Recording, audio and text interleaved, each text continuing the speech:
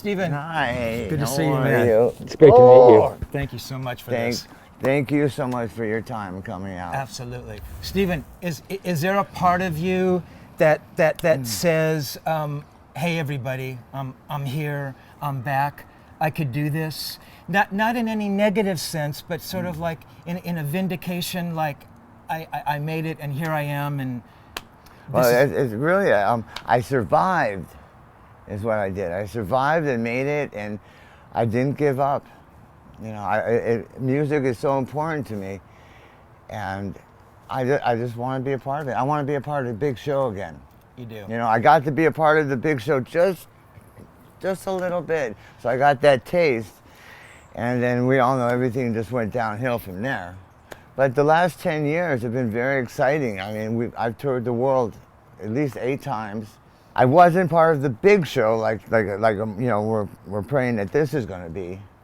But you know, I played every village that you can imagine, and not city or town, village. And after 10 years of doing that, I still enjoyed it. And you know, it was time for me to do an original record and come back. So I'm back from the dead. In some ways, did you want this record to be able to stand up to like what you did on Appetite for Destruction? I mean, in the back of your mind, were you trying to say something? I would love for this record to be, you know, even this, a little as important as Appetite was. But I would definitely, the whole idea of, you know, is to take this and be in the Rock and Roll Hall of Fame in another 25 years again. You know, so, you know, it's really exciting having a band, being a part of a band, and playing music. It's just exciting. That's why I started playing drums in the first place. In a sense, Steven, you have to live up to your own legacy, to that legacy you created with the Guns guys. I mean, in a sense, you really have to be as big as that again? I don't have to do anything. I would like to, you know, that was a special thing. That, you know, the Guns N' Roses thing, that was, I guess that happens with bands once every 20 years, you know, and actually nothing even gets that big. But I just want to be close to that. Would be great, you know. Just like I said, I want to be part of the big show. I love traveling and performing and meeting, you know, fans, rock fans. It's just a very exciting thing. And now that I've given myself, you know, time to heal, you know, because I guess, you know, the 80s were the decade of decadence, you know, as Nikki Sixx says. Now that I've healed myself, I've given myself the opportunity to heal. You know, I surrendered. You know, I had an opportunity to work with Dr. Drew, and I said, well, you know, I'm just going to surrender and do what they say and just relax and take it easy and heal. And at first, of course, it was very hard, but once I had some time behind me, I started feeling better. I started, you know, having that energy and excitement again. And it's been great. Everything that I've done is me giving an effort. We were talking earlier, Steven, and you said there were some people that you were kind of angry with, but the reality was they probably weren't even thinking about you. And as soon as you were able to let that go, it's kind of when you realized, you know, how you could heal yourself and come back and make music, right? Well, I was, you know, with growing up with Slash, it was very hard when what happened with the band with GNR happened. I felt like betrayed and just, and I blamed them instead of me taking responsibility for my actions. I blamed them for 20 years, and that was a waste of 20 years because they weren't thinking about me, or you know, or being upset with me. They were moving on with their life. So I just wasted 20 years of stuffing this anger down. And then when I started working with Dr. Drew, I asked Dr. Drew if he can get a hold of Slash, and so I could talk with him, and he did. We got together, and I apologized for blaming him for everything that happened in my life and took responsibility for my actions. And it was wonderful. It was like the next morning, I woke up, my muscles, my whole body hurt, like I was working on with weights too much. Because, you know, I just had all this stuff built up. And then once I apologized and took responsibility, it was just like this huge weight lifted off of me. You bring up Dr. Drew, and I just wanted to ask you about that kind of briefly. You said that being on television really helped you. Oh yeah. When you watch those types of shows, I would think that those shows sort of need drama. You know, in other words, if people just go in there and get healed and there's no drama or conflict, you don't have a show. So I'm just curious why that helped you so much. Well, it wasn't the drama part. It was the part that the camera doesn't lie. It doesn't lie. And when you watch yourself in denial and full of shit and just talking out of your ass, and you can see yourself, it's like, holy crap, I'm actually acting like that and saying those things. I just sound and look so ridiculous. And to see that, it was an eye-opener. Going, man, I've just been bullshitting myself. Everybody that I was dealing with could see me. I couldn't see myself. And I was trying to bullshit everybody. And I finally saw myself, and I was going, gee, I wasn't bullshitting anybody. That's just serious stuff. That's so interesting. Steven, we actually spoke a little while ago when your book, My Appetite for Destruction, came out, and you had actually said to me, quote, I'm finally starting to get the recognition and the respect that I so rightfully deserve to have. Yeah.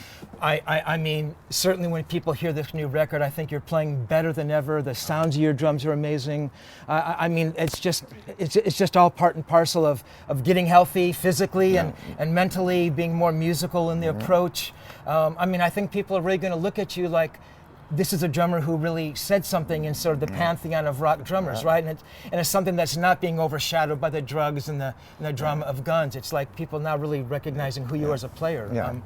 And so certainly that must be important to you. It's very important to me because I'm a musician, and I want to be like people, musicians I look up to, like Steven Adler, Roger Taylor from Queen, Dave Grohl. He's like a big influence on me. You know, he was in the biggest band in the world, and once his singer, you know, killed himself, it was like you would think it would be all over, but he even took it to the next level and made his next band even bigger. So that was, you know, very inspirational to me. It's just a shame it just took so long to figure this out. Don't waste your time with drugs. I know that Roger Taylor was like your main guy. I mean, he still is my main guy. What is it about his playing and his approach that so sort of appeals to you? He's eloquent, sexy, a showman, original, and he just I never got to meet him, but he just seems like the kind of guy who's not, you know, who won't take no shit and is not full of shit. Who says what's on his mind and does what's in his heart. Have you seen Queen live? I got to see Queen live with the great Freddie Mercury, yes. Were they great? It was amazing. I got to see the Freddie Mercury. Steven, do you remember the first time you were sort of aware of drums or banging on things or rhythms? I mean, was it sort of beating on pots and pans? Was it? Actually, my first drum set was Tupperware. My mom's Tupperware, and the drumsticks were those coat hangers, you know, from Suits. I took the little wood stick. Those were my first drums. I just like the whole. I guess my first musical influences were like Frankie Valli and the Four Seasons. I mean, they're white guys, but they're very Motown-ish, and that whole groove and swing of the drums, it was just exciting to me, and it just makes me feel good. But musically, I mean, it was going to be a different direction for you. It was going to be obviously more of the rock thing. I mean, it. Well, I'm a rock and roller. Yeah. If we sort of get to the new record, Steven, did you know what kind of a record you wanted to make? I mean, in listening to the record, I mean, it sounds nothing like Guns at all. I mean, it's really not bluesy in the way that Guns was. Well, the drums should sound a little like Appetite. The drums do. Even in fact, I took the snare sound and the bass drum from Appetite and put it in my record. Because it's my sound. I figured, like, if John Bonham did something else, you know, another record with somebody or his own record, he would go in there with his sound. So I just taken my sound, and it's a great sound. Mike Klink was a great producer. He got me a great sound. Can you describe what the sound of your bass drum and your snare is? Oh, the snare drum is one of those World War II machine guns. And the bass drums are one of those cannons on those ships. You're a A Ludwig guy?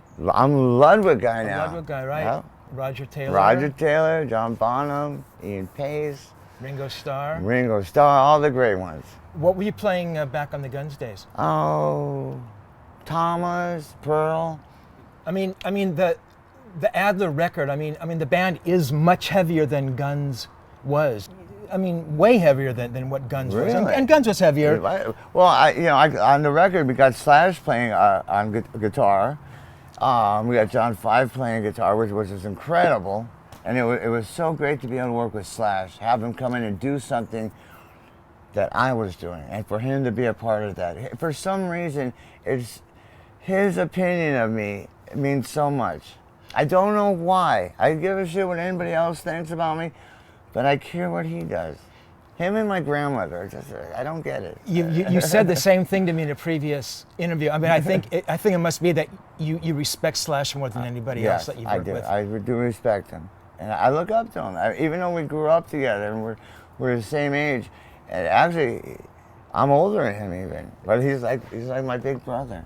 So what was that like having Slash come in and play on Just Don't Ask? It was very exciting, and it meant so much to me because he means so much to me. But as soon as he got there, and him and Jeff Pilson, Jeff Pilson produced it, as soon as he got in there, he threw us all out. But I wasn't staying. I was in the laundry room right next to the studio, and like about 15 minutes later, he goes, "I can hear you breathing, Stevie." I'm not going nowhere. I want to hear the magic. I mean, did it? I mean, were you transported sort of back to the day when Guns were doing stuff, having him there in the studio with you? No, that was that day. Those in the past was the past. The day that he was in the studio with us, that was just a new, exciting chapter.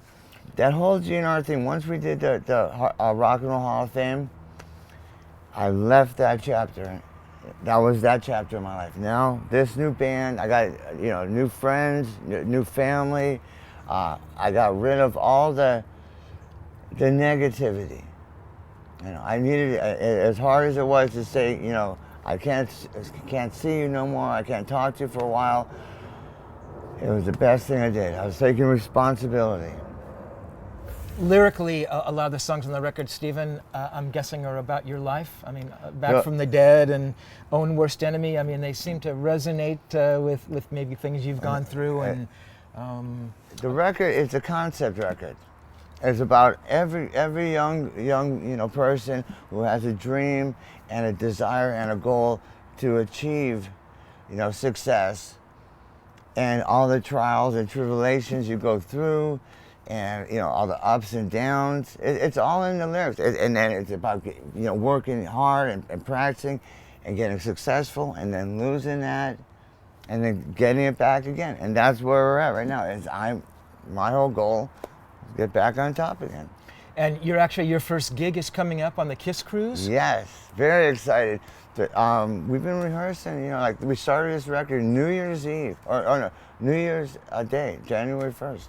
Are there some nerves there for you? I mean, I keep telling the guys, I tease the guys when we're at the studio. I go, I wonder if we could even play these songs outside of the studio, because that's the only place we played them. Is it counterproductive, Steven, for you to pull out any of the Guns songs? I mean, would you do any No, Guns songs? well, I'm proud of those Guns songs. I'm proud that I was a part of that band. It was a very exciting time in my life.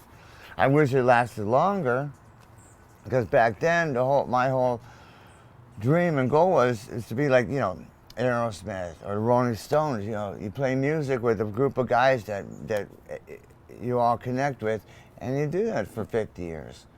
And it only lasted for 5 years, but it was, it was a very exciting time in my life, and I was glad to be a part of it. It was hurtful, like we already discussed, when because I had a band, I had a group of guys I thought had my back, I thought they cared about me. And then just one day, I was all alone. And I didn't know what to do. I wasn't used to being alone. And I either could have cleaned myself up and went back to the band, or took the road I took, where I felt sorry for myself, and I just went off the deep end and tried to kill myself. And you would be surprised. It is not easy to kill yourself. You would think it is, but it's not. The body could put up with a lot of crap. It's unbelievable. Getting back to the album, Steven, Yes. Own Worst Enemy was just an amazing song, kind of that slushy groove thing that you do. I mean, your playing is so beautifully economical, and it's just not wasted motion. And you know, I mean, has that just come from? I mean, is that who you are? I mean, has it come from all these years, sort of, you know, maybe being away from music a little bit and listening to other players? Or I'm just wondering. I mean, where does that come from? That's how I learned. Until a year ago, I never took a lesson. I learned how to play on my own, and I learned how to play from listening and watching other drummers. And I'll tell you, I stole everything from all of my favorite drummers, okay? From Roger Taylor, from Steve Smith, from John Bonham. I stole stuff from Lars, Ian Paice. I mean, they're little things. They're just, oh, he did, you know, they did that in that song. I like that. I want to do that too. And you know, I'm a thief. You get no royalties, any of you. But because I only stole, 3 seconds. You can't take it. Well, exactly. That's the point. You don't sound like any of those drummers. Right. I just take, like I said, I just take all my influences and do it my way. I think you were alluding a second ago to the fact that a year ago, and I think you were about to say that you did take a lesson? I took lessons. I stopped about a year ago. But so about 2 years ago, I started taking lessons. Once I started healing, and you know, my head started clearing up, I wanted to be the best drummer I can be. I might not be the best drummer in the world, but I want to be the best I can be. And not just drumming, as a person, you know, as a husband, as a friend, as a bandmate. You know, it's just much nicer. Life is so much more pleasant, not being high and not being angry or worried. You know, it's just nice having good people in your life. I just somehow think if the addict could somehow get a 10-second glimpse into what it would be like when it's all over, if they could just have that, it would, you know what I mean? It would definitely open your eyes. But like I said, that's what, when I saw myself on TV, you know, in denial and bullshit, and it was like, I have to straighten up. Like I said, the film don't lie. You did seem, I mean, just a little angry on TV, you know, and you're just not like that at all. Well, no, I was. When you're coming off of drugs and alcohol, your body goes through some at least for, you know, first 2 weeks, your body just goes through changes. You go up and down, you get emotional, 1 second you're laughing, next second you're crying. But once you get through that, you know, I gave myself, I said, I surrendered. I'm gonna do whatever you say. I figure, you know, I've been partying, and I mean, put it this way, when I was doing the coke and the heroin, I would eat ding dongs, Taco Bell was actually good. I like Taco Bell. But you know, ding dongs and tacos, and I wouldn't sleep. So it was like, you know what, I'm gonna just eat 3 meals a day, and I'm gonna sleep and relax and listen to some good, you know, positive, you know, words, and just do something different. And I gave that's what, you know, Dr. Drew, he and Bob Forrest and the whole, you know, medical team he has. Once they saw me giving an effort, there's nothing that they wouldn't do for me. I mean, it's all they wanted to see, and which is in life. I show my wife, you know, I'm giving an effort to get better. You know, I show guys in my band that you know, I'm giving an effort. I care. I'm trying to be. Just the effort, and it's the littlest amount, gets you so far. It is really true, Steven. When you did finally get off drugs, was there a thought in your mind of how can I play drums sober and straight? I mean, other musicians have come off drugs and they'll pick up a guitar again, and it's like almost picking up the instrument for the first time. Not that you wouldn't be able to play, but you know, the approach and the mental state was going to be totally different. Did you ever think about that? Yeah, and I did it, and it was even better. I even got, because you know, when you do the drugs, you got no feelings, you got no senses. You know, it dulls and numbs your senses. And once I cleaned, I healed myself in my brain. It was like, this is so much more fun. I mean, it got to the point, like I said, I was playing every village around the world. I mean, we would play places like bars, shitholes. Lonnie, how many places did we play where there was a cemetery next to where we were playing with like 20, 30 people in it? That's how big these towns were, okay? There's the bar and there's the cemetery. So it's just exciting. And to be able to do that and still enjoy it, I mean, because of course you're going to enjoy playing for the big festivals and the big crowds, but if you do 10 years of playing shitty bars, one thing I told Lonnie, I said, with this band, I do not want to play any bars. I do not want to play my drums and watch TV at the same time. I mean, occasionally, there was Family Guy or American Dad or The Simpsons were on TV. So, okay, I like The Simpsons. I like Family Guy. But, and there was one time we would play Welcome to the Jungle, and they were actually playing the video of Welcome to the Jungle while we were playing the song. And we were actually really good. We were right on. We were right on. It was pretty good. Yes, but, I don't want to play and watch TV. I want to play for people. Gotcha. I mean, a real hypothetical question, Steven. I mean, did you ever think of what the Guns thing would have been like without the drugs? I mean, could that music have been made honestly without the drugs? No. It really kind of needed it to fuel it on some level, right? It needed all those emotions and emotional train wrecks and all that craziness. That's what made that. It was reality. Now, it wasn't nice. It wasn't sugar-coated. It was just, this is how it is. This is our lives. And that just so happened to be millions of other people's lives at that time. Yeah, interesting. I mean, if you think back to some of those records you loved, I mean, it's probably common knowledge. I mean, the Stones back in the day or Zepp back in the day. I mean, I don't think some of those records could have been made had they not, been drinking or whatever it is they did, Yeah, and that's what, the whole thing with us. Well, I like to speak as me, but with the band, that's what we thought we were supposed to do. I mean, because all our idols, they didn't have behind the music. Where they talk about, oh, we were sick and throwing up and we're in the hospital and we were OD. You didn't hear that. We had magazines. And you read it and it was like they're having a party constantly, was what it seemed like. But reality was different, So I thought that's what you do. Gotcha. I don't want to speak for the other guys in GNR, but I went and going, I want to play rock music. I want to play for big crowds. I want to sell millions of records. I want to fuck every girl I possibly can. And I want to do all the drugs I fucking can. And I did. I think you got it. Yeah. But that's how we grew up, thinking that's what rock and roll was. And I'm just glad that I survived to realize and do it the right way. That's the young people's way. That's the immature way. I mean, you don't see the Aerosmith guys doing that anymore. You don't see the Stones. Even Keith Richards doesn't party like that. It's just, that was what you do when you're young, wild and crazy. And when you want to be a grown-up, you start doing grown-up things. Absolutely. So jumping back to the record, Steven, yes. Habit is one of those great rock tunes on the record. Lonnie and Jacob play those beautiful guitar riffs. What I love about your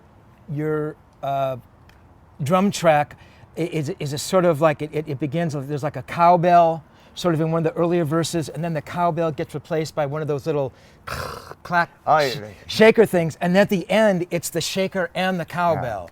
It's just very smart orchestration of a drum part. I mean, I stole that from Aerosmith. What, Toys in the Attic?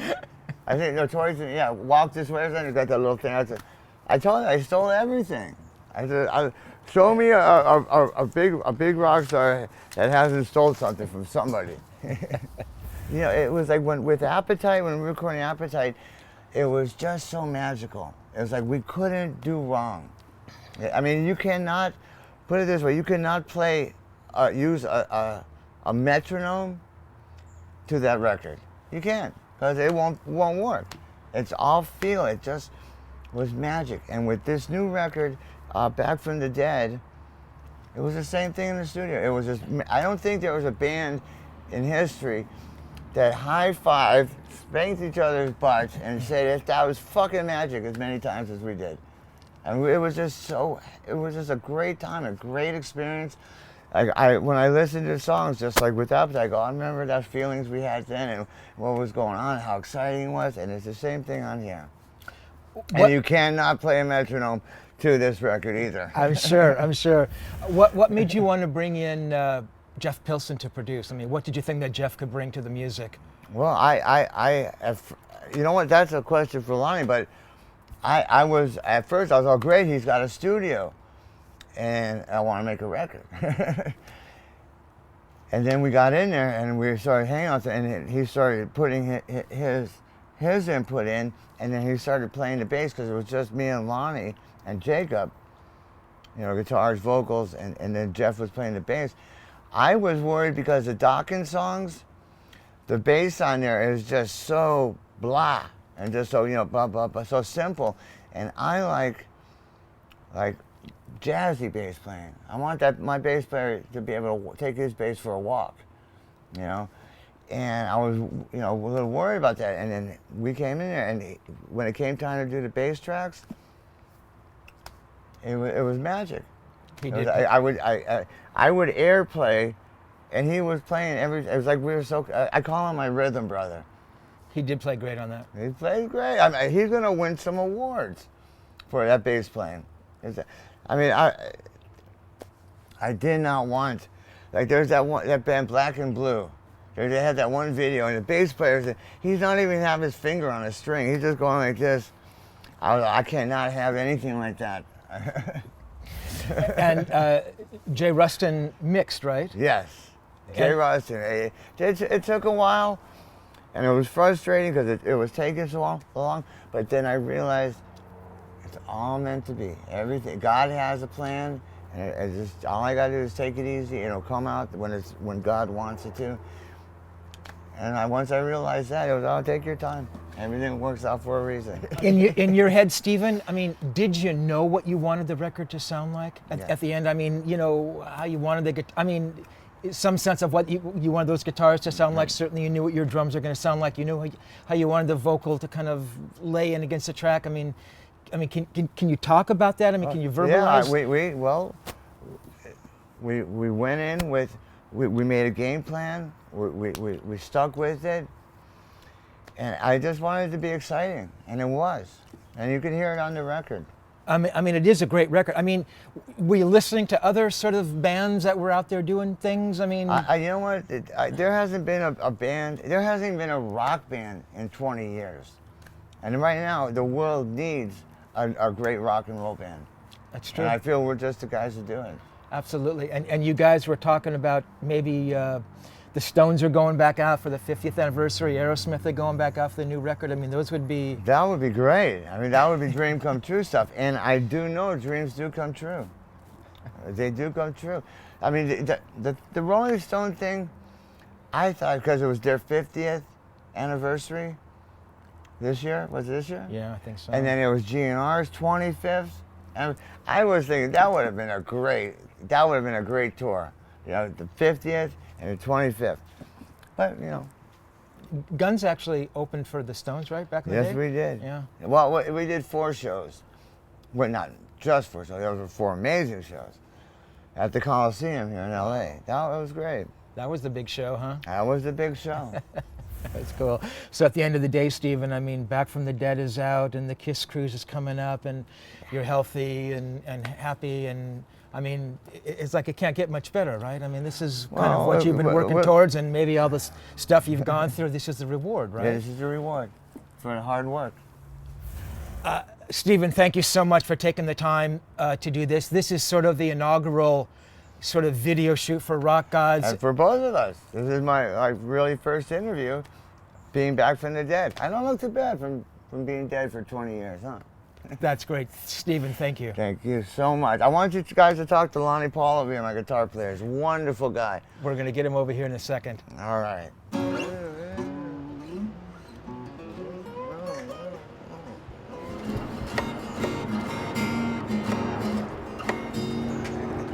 Cool.